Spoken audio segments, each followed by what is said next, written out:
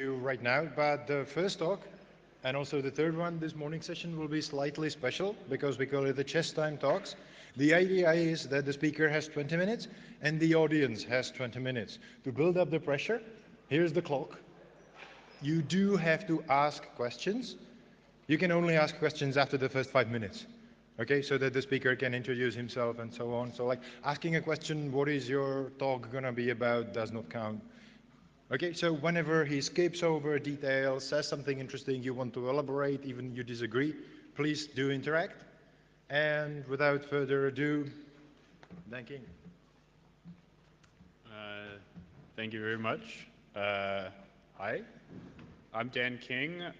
Thanks for having me here. I'm a member of the HAIL team at the Broad Institute, and today I'd like to tell you about terabyte scale biology and our experiences building tools and languages for that. So let's break down terabyte scale biology. What is biology? Well, in our context, we focus a lot on genomics, but we try to build tools that are more broadly applicable. So what is genomics? It starts with the genome. There's 23 pairs of chromosomes in each of us, one from our mom, one from our dad. And these comprise a sequence of 3 billion bases, meaning A's, T's, G's, and C's, or a 2-bit number if you prefer that. Within this genome, there's 20,000 genes, and we each have our own unique genome. And it's shared by all the cells in our body. However, the genome does not stand alone, it stands at the beginning. The central dogma of biology holds that DNA is transcribed into RNA, and then the RNA is translated into proteins. The environment of each cell induces different levels of RNA during the transcription process, even though the cells all share the same DNA, and this results in different protein levels in the cell. Proteins are the fundamental molecular machines that run the low-level processes of biology. It's on top of these processes that lie many layers of increasingly abstract biological systems, and finally, sitting atop all of this is your ability to read the words on the slide. Unfortunately, the system sometimes works against us. It causes human disease, and lucky for you, it's the mission of the Broad Institute and my primary job to leverage an understanding of genomics to treat human disease. To do that, we start like any good scientists by running experiments, taking measurements. In particular, we measure the source code of life, the DNA. So the modern way to probe this sequence of life is called whole genome sequencing. It's a systematic way to measure every single base of the genome. We start by obtaining or making several copies of the genome under study. We tear those copies into millions of short little pieces. We measure all the pieces and load them into a computer. And then essentially we compute edit distances from a reference genome and choose from where on the reference that piece most likely came, and we end up with this alignment here. And finally, we take all these data and estimate which 2 letters are present at every position on every pair of chromosomes. In addition to a point estimate, we also fully record the probability distribution that this process produced, thus maintaining a high-fidelity view of the stochastic process. Finally, we take pairs of letters from the pairs of chromosomes and throw the whole thing in a matrix, humans on one axis, genomes on the other. And this is where the computation would begin. Unfortunately, as I said earlier, this is just the beginning of the stack. We also want to study the RNA. Understanding disease with just the DNA is kind of like reading assembly language. So each gene is transcribed into different levels of RNA, but we don't fully understand why different cells produce different amounts of RNA. So we can go and measure all of that information and try and understand why different cells produce different amounts of RNA. And the data type that we end up with, again, is a matrix of genes by cells. We can also measure the RNA at many points in time, producing a 3-dimensional tensor of data. So now we have gene, cell, and time. And we can do a lot more. We can actually take a picture of the cell before we blow it apart and measure the RNA, and include this picture as a part of the entries in the tensor. Unfortunately, I don't have any pictures of human cells on hand, but this here is a photo of a tree cell Clockwise from the top right, there's the endoplasmic reticulum, actin filaments, chlorophyll, endosomes, and finally the mitochondria. Each one was caused to fluoresce in some way so that we could take a picture of it. And as an aside, the flowers of this tree are really pretty. This tree is called Ohia lahua, and it's a native of Hawaii. Besides imaging, we can also perturb the cells by introducing a drug or knocking out a gene. And this produces some kind of four-dimensional tesseract, with a fourth dimension being the drug that we administered or the gene that we disabled. And the point of going through all this is to give you the sense that biology is filled with data that's rich, with many axes and high dimension. And much like St. Paul's Cathedral, biological data is impressive not just for its details, but also for its immense scale. How did biology get to that scale? Well, this plot shows the cumulative number of sequenced human genomes on log scale against time on a linear scale. This sustained exponential growth that we see here is caused by improving efficiency in sequencing and investment in sequencing. The red dashed line extrapolates the last 7 years of data growth, which is a doubling every 7 months. Oh, I lost my cursor. And the blue dashed line is a Moore's law, a doubling every 18 months. The gap between the red and blue projections means that understanding biology is no longer a problem of biological engineering, but one of software engineering. And to really drive home this point, take a look at this linearly scaled plot. It's the predicted genome, it's the predicted amount of data storage that we'll need in 2025 across different fields. Genomics will have more than 4 times as much data as astronomy and the world's store of pet videos combined. 2 of the larger recent data sets are Nomad and the UK Biobank. Nomad contains 150,000 human beings and weighs in at around 40 terabytes compressed and on disk. The UK Biobank contains a whopping 500,000 human beings, weighs in around 12 terabytes of genetic data, has very deep phenotypes with over 8,000 measured traits per individual, including a lot of medical images, which are themselves really massive, and we want to load into our tensorial data. So to tackle these problems, we need to bring to bear the ideas of statistical genetics. The core of statistical genetics is the association study. These studies seek to associate mutations in one gene with a trait or disease in the individual. For example, if we had the genomes of many people with high and low levels of LDL cholesterol, we could arrange them like in this slide. Without any mathematics, you can look at this and see that mutations in the sonic hedgehog gene don't seem to correlate very well with high or low levels of LDL cholesterol. In stark contrast, the PCSK9 gene seems to have an excess of mutations with correlated with low levels of LDL cholesterol. In fact, it was an association study just like this that encouraged biologists to explore the pathways associated with PCSK9. And these investigations ultimately led to the development of a drug, Repatha, which targets the PCSK9 protein. This drug represents a fundamentally new kind of cholesterol drug, and statistical genetics and the computation that powers statistical genetics played a foundational role in its discovery. We would have never considered looking at this without statistical genetics. So I want to dig into the computational aspects of finding associations like PCSK9 and cholesterol, because that's where I find all the interesting parts of statistical genetics are. So, excuse me, I'll probably stop you right there, if I may, and ask, are there any questions? There should be by now. Okay, if you have questions, either come to the mic in front or just raise your hand, and we have 2 guys in red t-shirts out there. They'll just rush to you. If there are no questions, I'd ask, if I may. Yeah. So, like the amount of data, that was quite staggering. Is there a possibility of any duplication?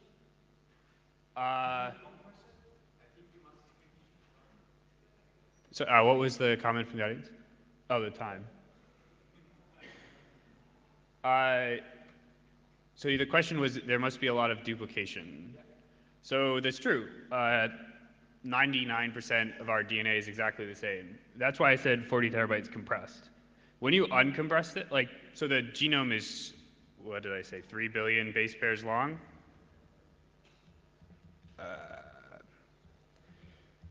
So, I mean, take 3 billion and multiply it by 4 bits. That's like 12 billion bits. And then you have 100,000 individuals. So the actual like uncompressed form would be gigantic. Luckily, we never actually realized that uncompressed form because most of that variation is not interesting to genetics. Like, what makes our hearts pump? Like, it's interesting to genetics in the sense that if you didn't have that, you would die before you were born, and you'd be like stillborn or not even viable. Yeah, but at our level, it's not that important. Yeah. I have like 150 slides. I like prepared as much information as I could, so yeah, dig in as much as you want. I think I have information for a lot of questions that may come up. Can I ask another one? Yeah. Yeah, sorry. So from that amount of data, how much of that data is really available for research? Because I guess a lot of it is maybe, instead of biobanks and stuff like that. So it's hard to say. There are private companies like 23andMe and Craig Venter's company. That's the guy that was competing with the Human Genome Project to do it before them and then copyright the genome. They have, we don't know how much data they have. All of the data that I talk about in here, like the biobank and Nomad, are publicly available data sets to anybody who is in the realm of statistical genetics or population genetics, in the sense that we don't want to give away genes for free. Like, we don't want to give genes to the public because it's way too sensitive. If I gave away your genome, no insurer would ever insure you. I mean, unless you happen to have the genome that makes you live forever, and then maybe they would. But yeah, it should, like, most of the data that I'll talk about here is public, and a lot of the data available is public and is collected by national agencies. So like Matt Might talked yesterday about the Precision Medicine Initiative, and maybe he also mentioned the Million Veterans Project, both of which are attempts to sequence 1 million human beings and will be public data sets used for public research. Hi, these two data sets which you show, why second one has more people and take less storage? That's a very good question. And unfortunately, I don't have a slide for that one. So let's see, where were we? This one. So the second one, the UK Biobank, it's what they call it's called the genotyping, which is different from sequencing the entire genome. This process that I described where you take the genomes and you break them up and you align them, that's like a very detailed process that gets you like every single letter on the genome. Biobank is using a genotyping array, which measures specific positions on the genome that we think are interesting. And then it turns out that there's a lot of correlational structure on the genome, so we don't actually have to measure every base pair to sort of guess what the rest of the genome contains. But even including the data, like even after we expand it, we guess a bunch of other positions in the genome, we have a fraction of the whole genome. Like I said, like there's all that stuff that makes your heart pump, and that's kind of not, including all that extra information, it adds a lot of data and maybe isn't super duper valuable depending on what you're looking for. Okay. It's a really good question, though. So, okay. So what I want to talk about is like our data representation. So when you're doing statistical genetics, you basically have a matrix where the columns are people, the rows are locations in the genome, or loci in the genetics lingo. The cells are genotypes, and you might think that they're just the pair of letters that you have at that position for that person. But in reality, there's this like rich, structured data So in addition to the point estimate, we have all these probability distributions about the process that measure that. And that's really important, not just for quality control and cleanup of the data, but also for kind of getting a finer resolution microscope on what's causing the disease. And the story doesn't end with the genomes. We also have to have this metadata about the individuals to look for the correlations with the disease status or with other traits. So we have a table that's indexed by the individual ID. And we also have a table that's indexed by the genetic position. And this contains lots of metadata like, is this position in a gene or is it not in a gene? And if it's in a gene, is it predicted to like prevent the protein from working correctly that's associated with the gene? Or is it totally not a problem? It doesn't matter that you had that. And I think the most interesting thing about the kind of data that we work with is that it's not just SQL, piles of data in a database. Like we also want to do linear algebra on it. We want to multiply it, we want to multiply the matrix by its transpose so that we can understand the correlational structure between different parts of the genome and understand how different parts of the genome are inherited together or not. And we want to multiply it kind of in the opposite direction, which gives us a notion of relatedness between individuals, between humans. We can use that, plus a bunch of more linear algebra on top of that to actually go to human relevant measures of relatedness, like parent-child, sibling, avuncular pair. And so linear algebra is really key to the kind of work that we're doing, especially when it comes to computing principal components analysis. This allows us to actually recover the ancestral populations of our data set. And so this is the Nomad data set. They ran a principal components analysis. Each one of these points is a person in that data set. So there's 150,000 points here. The colors correspond to the reported ancestry. So when they sign up to give their genome away, they write down like, oh, I'm East Asian, my parents came from Finland. And you can actually see that the principal components analysis recovers the ancestral information. Yeah. Okay.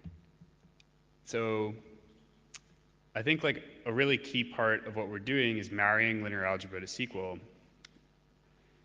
And our goal is kind of go further than that. We also want to bring in Bayesian inference and deep learning and make them available to the community of biologists that we work with. And we certainly don't want to reinvent the wheel. We want to really take advantage of things like TensorFlow and probabilistic programming and try and bring those into our world and connect them in a first-class way to our data. Yeah.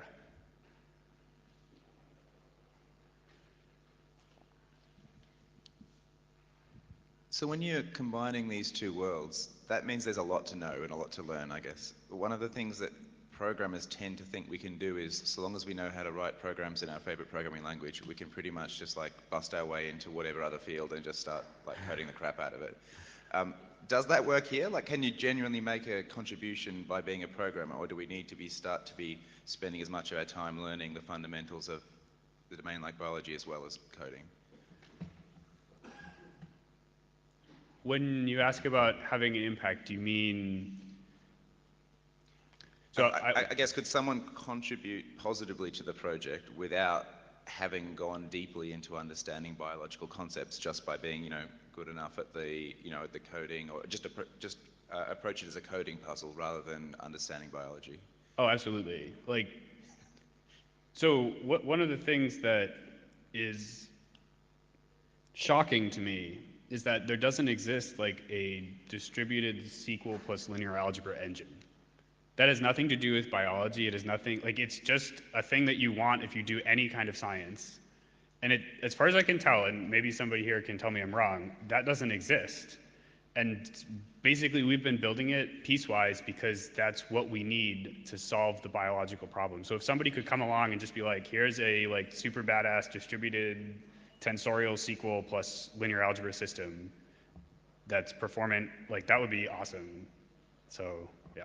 It sounds like you're saying kind of the state of the art is so kind of primitive at the moment that there's plenty of easy wins that maybe later on we'll need to get like more things in order, but for now you could just kind of pitch in. Yeah, for sure.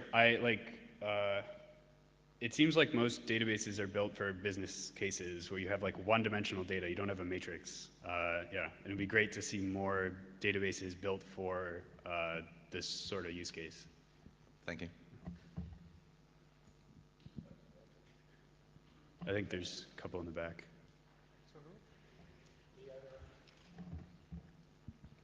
Hello. Can you go back like 3 slides where you had the previous slide? Why is the siblings off axis so much compared to the rest? I am like so glad that you asked that question because I actually have a slide for it. Okay, so maybe I'll start with this last slide. So I took away the axes because I didn't want to explain the axes on the slide. So, okay, the first thing to remember is that when we talk in English about human relatedness, we use actually 2 numbers. So you have like cousins, and then like first cousins, and then second cousins, and third cousins. And in some sense, you can think of your siblings as like 0th cousins. But there's this other thing that we pretty much never talk about called removals, right? So you're like, my first cousin once removed, my first cousin twice removed. The reason why we need 2 numbers to precisely describe a relationship is because we're talking about both when was the most recent common ancestor, but also what is the difference in generations. So like if our common ancestor is my great-grandparent, but he's your father, then you're removed a few times from my generation. And that's where that terminology comes from. And in a similar way, to fully describe the different kinds of relationships, you need 2 axes to describe it. So this axis on the y-axis here is called kinship, and the axis on the bottom here is called identity by descent 0, which is a complicated term that I'll try and explain. And basically, if all we knew was kinship, we wouldn't be able to distinguish parent-child pairs from sibling pairs. And the reason for that is that when you're born, you get half of your mother's genetic content, and half of your father's genetic content. So if we were to just compute the similarity between your genome and your mother and your genome and your father, it would be 50%. Because like literally that was just translated through the whole gamete process. Now, it turns out that in expectation, your siblings should also share half your content. Because you're going to share about 50% of your father's DNA and 50% of your mother's DNA with your siblings, just because of the way that the biological process works. And to kind of give you a sense of how that works, like if you have 2 parents, you can think of a parent as just one copy of the grandparent's genome and one copy of the other grandparent's genome. And then these 2 people mate, and they produce a child, which is basically a mixture of each of their genomes. So you take a little bit from one grandparent, a little bit from another grandparent. And so as I said earlier, like obviously 100% of the left genome here, the left chromosome, is shared with parent 1 because it all came from parent 1. If you have 2 children that are both produced by this process, like in expectation, you would expect that most of the time they, like here on this bottom bit, the left chromosome is shared exactly the same, but the right chromosome is different. On this bit, actually everything's exactly the same. And so, like in expectation, you expect this to come out to about 1/2. And so you get this plot. I hope that, okay, cool. Yeah, there's a lot of like really cool algorithms in genetics. There's another question? Yeah, hi. So, sort of related to a previous topic, can you elaborate a bit more on what you mean when you say that you want tensor algebra plus SQL? So,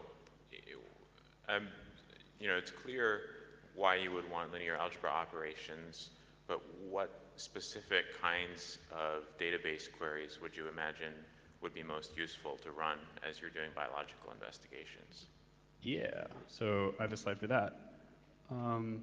So here's like an expression in our language. And I'll walk through like what it means to execute that expression, and maybe that'll give you a sense of why we want to do kind of SQL-y stuff. And I guess I'll say at the beginning, the high-level reason is we want to, like, I guess I can answer it just in words. A big part of doing genetics is like slicing your data down to the part that's interesting to you and running your algorithm on that interesting part. So like, if you're trying to understand how Europeans are related to a certain disease in Europeans, you don't want to look at all of the data you have about East Asians and South Asians and Americans and Africans. So you want to throw them out. The other thing is that when doing quality control, you need to remove data that seems faulty or is caused by a measurement artifact, things like that. So you need to have a way of sort of like querying the data and asking for aggregations, like how many people are way outside of the norm? What's the mean? What's the standard deviation? And if something looks funky, then you have to drill in and like, oh, can I fix this or do I have to throw it out? So the SQL is very much about like pruning down to the data set you care about and then making sure that that data set has high quality data. This was actually the next part that I was going to do, so maybe we'll just switch back, if that answers your question. Okay. Yeah, so this is an utterance and hail. And we're basically trying to say, so AMR over here refers to admixed Americans, which is basically the population of individuals living in the Americas that are the result of actually Spanish and Portuguese colonization mixed with local Native Americans.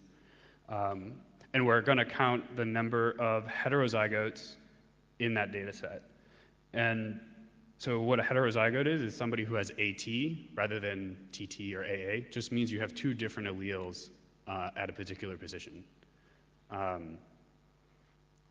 So we can walk through this query on some like toy data set. Like, so if we have the VDS, that word just refers to this data set.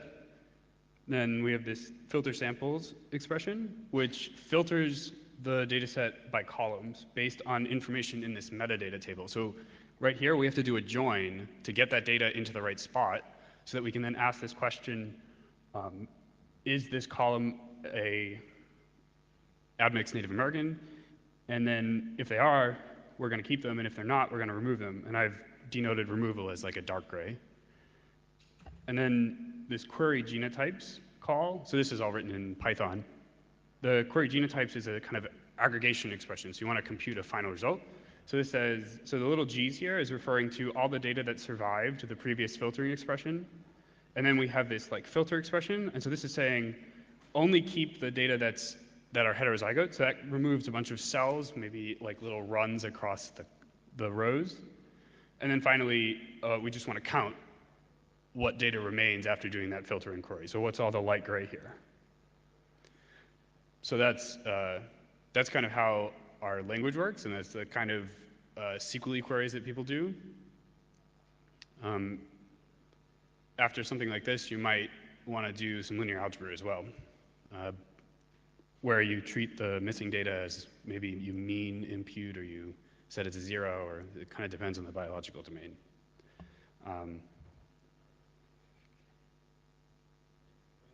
Oh, yeah.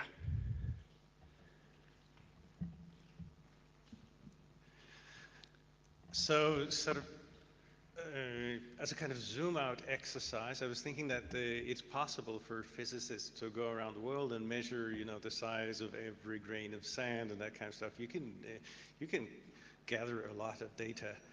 So it seems like it could be a symptom that this is a developing science, and maybe this huge amount of data is a temporary phenomenon.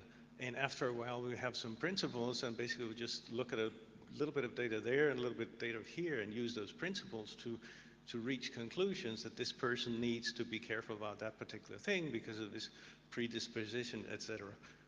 So what do you think is happening with those principles? Is that something that is sort of emerging in a way that you can see, or do you just have huge amounts of data for an unknown amount of time that you're just looking into this sea of data I mean, we're very much at the beginning of understanding biology. Like physics, I think, has done a wonderful job of distilling things into these, like Maxwell's equations and stuff like that, and the standard model of particle physics, and like that's beautiful mathematics that like describes the real world.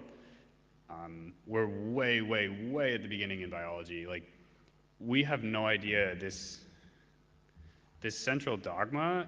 Like we understand that this is what happens, but like the arrow from DNA to RNA, totally unclear. And maybe someday we'll be able to say like this sequence of letters, when it's in this position, influences the nearest gene to like double the production of the protein, or double the production of the RNA, which will double the production of the protein. But like we don't understand that fully at all right now. We have like some very basic ideas. And then the next step, going from RNAs to protein, is like totally crazy, because now you're talking about taking a linear structure, something that's very comfortable to computer scientists, and you're actually creating a three-dimensional structure. So that can be, okay, and then it can like fold itself in all sorts of crazy ways. And so, you know, someday we're gonna have data about that, and we wanna like understand, you know, like there's people that study how proteins fold as like a whole nother domain of like totally crazy science that we don't fully understand. So yeah, it's all at the very beginning. There's like so much computation to be done, so much data to be collected. Okay. So another thing I wanted to say something about is kind of like, how do you co-develop with biologists or scientists? I think this is something that a lot of people have tried and not a lot of people have succeeded at. And I think we've succeeded pretty well. So I think there's like three key tenets. Basically, you have to go to these scientific lab meetings and stew in the science. Like I, in some sense, have slowly become a biologist. And it's really important for being able to speak their language, for being able to actually understand what it is that they want. Also, you gotta distill their needs into a more general framework, because they're gonna come with you. Like basically the way that science works is that some PhD student needs to get his PhD or her PhD, and she writes the software to get the PhD and then doesn't maintain it. And in the process of writing the software, she wrote a bunch of parsing code and a bunch of code to distribute it across their particular HPC cluster. And none of that work gets kind of consolidated into a common place where it's maintained. So by building a general framework, we prevent people from doing all this stupid grunt work, but also, which accelerates science. They can do more science faster, and also it allows it to be more reproducible. And then the other kind of like really important thing is that we have to become an engine for science. And that aligns our goals with their goals, right? They want to publish papers and discover better science and find these laws. And if my goal is to publish a paper in PLDI, then I'm not going to focus my energies on helping them do their goals, and we're not going to build the system that they want. And so we've actually had a lot of success, and a lot of science has actually been done using Hail. In fact, that Nomad data set I described, the 40 terabyte one, the whole quality control was done using Hail, and it would have been very difficult for them to do it without it. Yeah. Okay. So now is when you guys get to flame me a bunch, because I'm going to complain about all the tools that I use. 17 minutes, okay. So I tried to use Quick Chat. I was really tickled to hear John Hughes was going to be here, because when we needed to test our expression language, I ran straight to Quick Check. I think it's a wonderful paper. It's turning 17 this year, which I hope means that it's done telling me how wrong I am about everything. So we tried to use Quick Check to generate random data. So we have like pretty straightforward types, structures, sets, arrays, dictionaries, and then base types. And those base types include genetic types like variants and alleles and other stuff. And I wanted to generate data, like values of that type, and then run my expression language and the compiler and make sure that I'm not generating bad Java bytecode or whatever. And I was expecting this like beautiful structure that totally explored the full generality of biological data and found all the great bugs in my code. And what I actually got was a structure with a bunch of empties, and I hope you saw it. There was a double in there. So needless to say, this wasn't finding bugs in my code, and it led me to this question, like what distributions of test cases tend to find bugs? And that's kind of those are the test cases that I care about. Like, why am I not using the kind of distributions that find bugs? And I made a number of mistakes. Some of them were simple, but I think some of them are worth sharing with other people, like if you're running into not being able to use quick check effectively. So just to refresh quickly on quick check, you write down a function that is a property. So here we're saying the sum function distributes across list append. So you have, and then you have a generator. So gen of a, if you don't know Haskell, it's totally fine. Just read gen of a as some type that takes an integer and a random number and produces a value of type A. So it's like a function. The integer here is supposed to be a size bound, so you're not supposed to make something any bigger than the integer.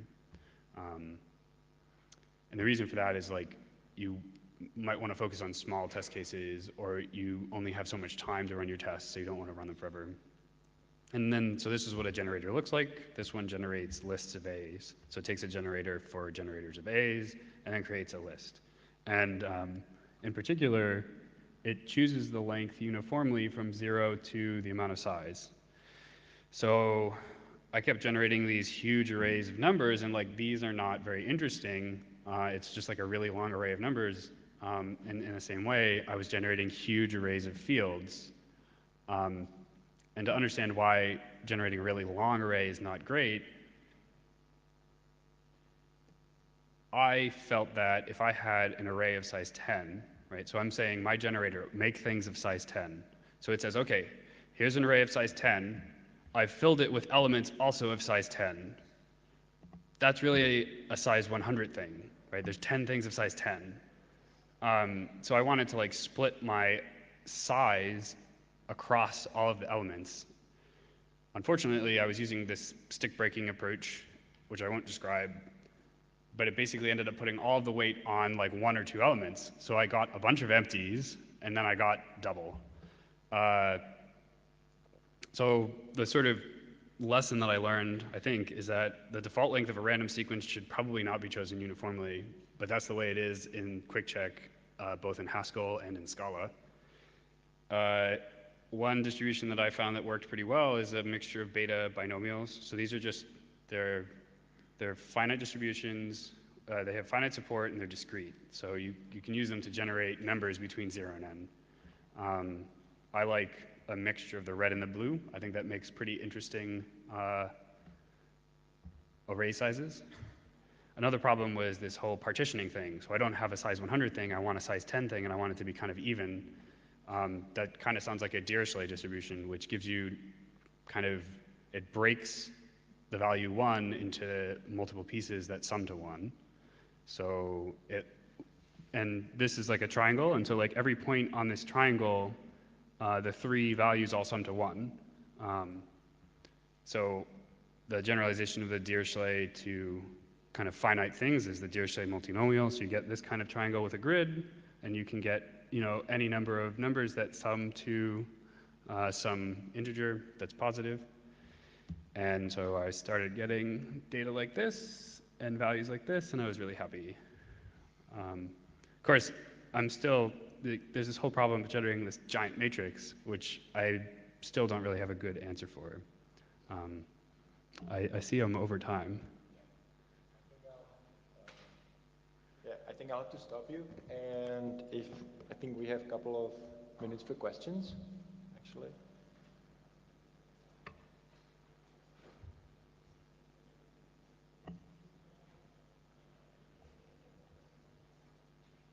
Cool.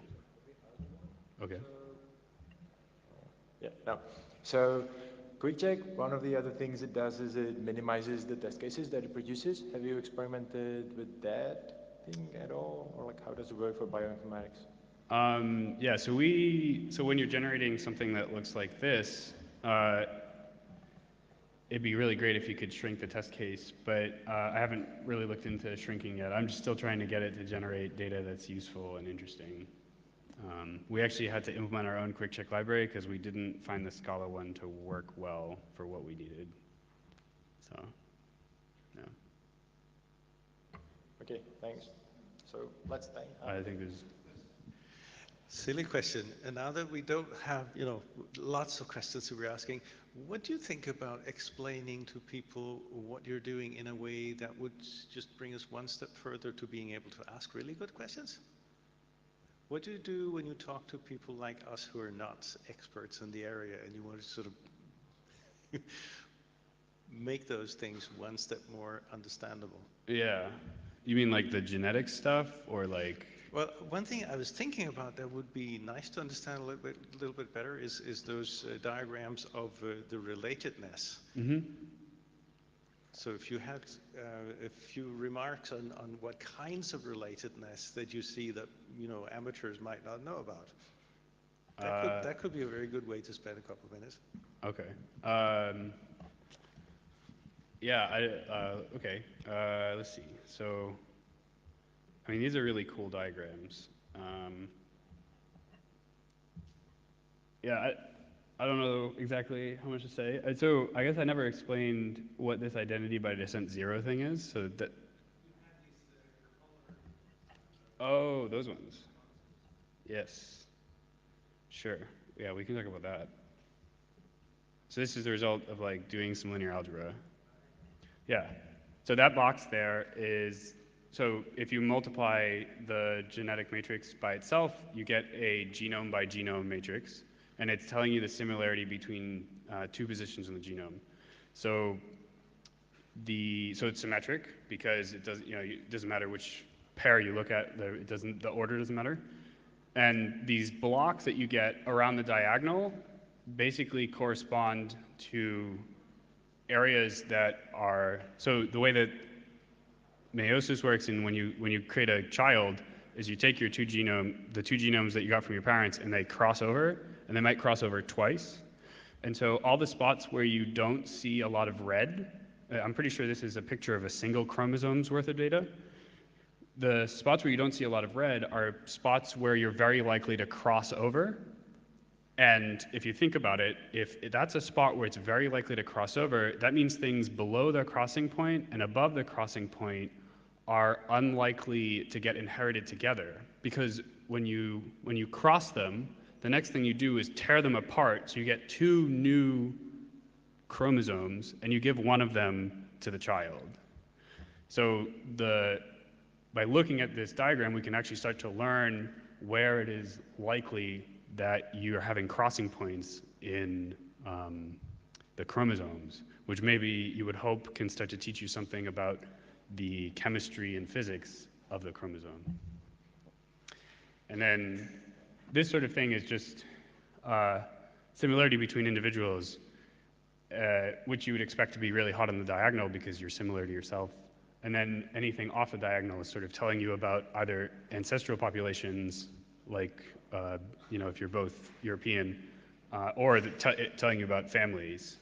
So people that you're very closely related to have a shared common ancestor that's very recent.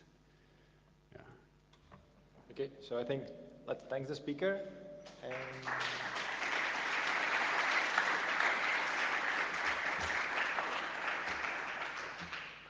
And we'll start again here in actually 5 minutes from now.